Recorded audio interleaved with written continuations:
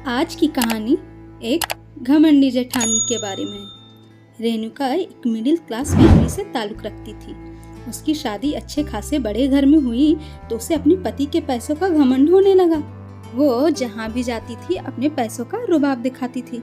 कुछ समय बाद उसके देवर रमेश की शादी सुमन से हो जाती है। सुमन काफ़ी अच्छे घराने की थी, उसे सभी तौर तरीके भी अच्छे से आते थे। भाभी, ये कपड़े मम्मी ने आपके लिए भेजे हैं। इनमें से जो आपको अच्छा लगे वो आप रख लें।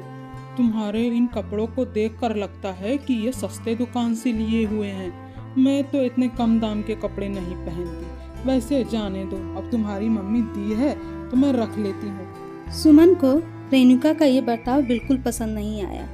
अगले दिन रेणुका, अरे ओ महारानी, और कितनी देर सोओगी? आज तुम्हारी पहली रसोई है, जल्दी उठो, क्या वो भी मैं ही कर दूं? वो क्या है ना भाभी, कल कुछ मेहमान आए थे तो बहुत देर हो गई थी सोने में, इसकी वजह से जल्दी उठ नहीं पाई। हाँ, एक तुम ही तो हो। जैसे मैंने ससुराल के काम काज कभी संभाले ही नहीं। 7 साल हो चुके हैं, मैं तो सभी काम करती हूँ बिना किसी देरी के। अरे तुम हो। अच्छा, मुझे माफ कर दीजिए भाभी, आप मुझे बताते जाएं कि मुझे क्या क्या करना है, मैं सारे काम कर दूंगी। हाँ तो क्या मुझ पर मेहरबानी कर रही हो सारे काम करके? मैंने भी तो सारे काम किए हैं। और हाँ, इतने सालों तक मैंने सभी की खिदमत की है, अब तुम्हारी बारी है। सभी काम को तुम्हें अच्छे से करना होगा, मुझे किसी तरह की शिकायत नहीं आनी चाहिए। आप उसकी फिक्र मत कीजिए भाभी, मैं सारे खाने अच्छे से बना दूंगी। आप बस इतना बताते जाएं कि सबको क्या क्या पसंद है, मैं उस तरह सारे काम करती जाऊंगी। सुमन ने जैसा कहा बिल्कुल वैसा ही उसने अच्छे स्वादिष्ट खाना बना दिया सभी के लिए और सभी को प्यार से परोसा भी। वाह बेटा, क्या लाजवाब खाना बनाया है। मैंने इतना स्वादिष्ट खाना अभी तक नहीं खाया, मजा आ गया। सुमन के बनाए हुए खाने सभी को बहुत पसंद आते हैं, सभी बहुत चाव से खाते हैं। सुमन बेटा, सारे काम हो जाए तो तुम मुझे मेरे कमरे में आकर मिलना।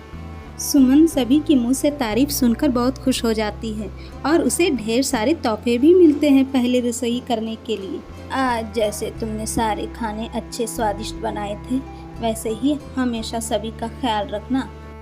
वहीं दूसरी ओर रेणुका को सुमन की तारीफ सुनकर के बहुत बुरा लगता है।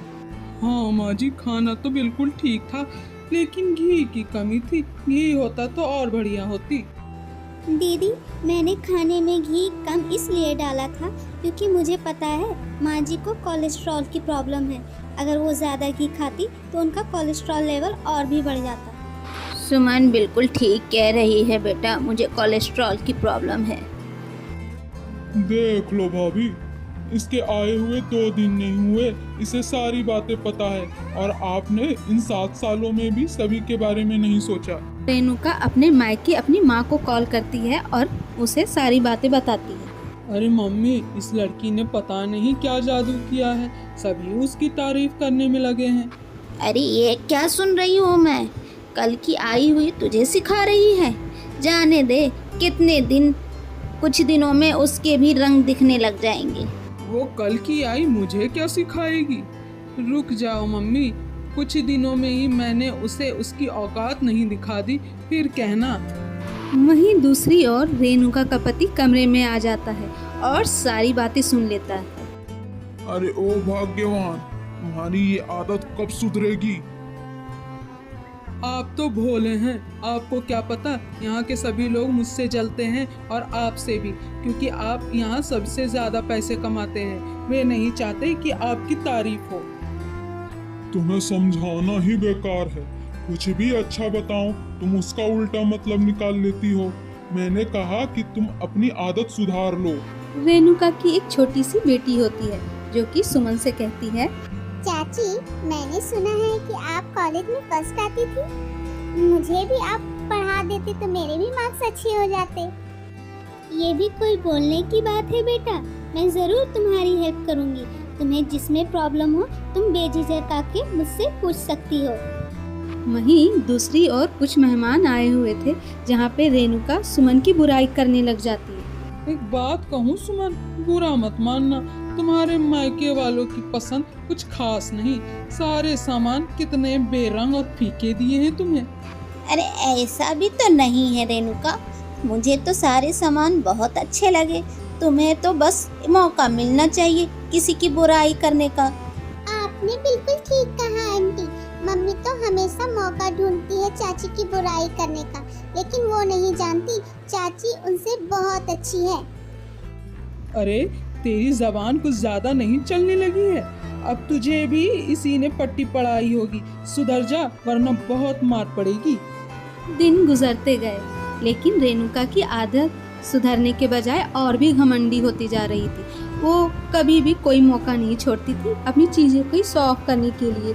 इसीलिए वो चाहती थी कि सुमन को अपने जेवर दिखा करके उसे नीचा दिखाए। अरे सुमन, अच्छा हुआ कि तुम मेरे कमरे में आ गई।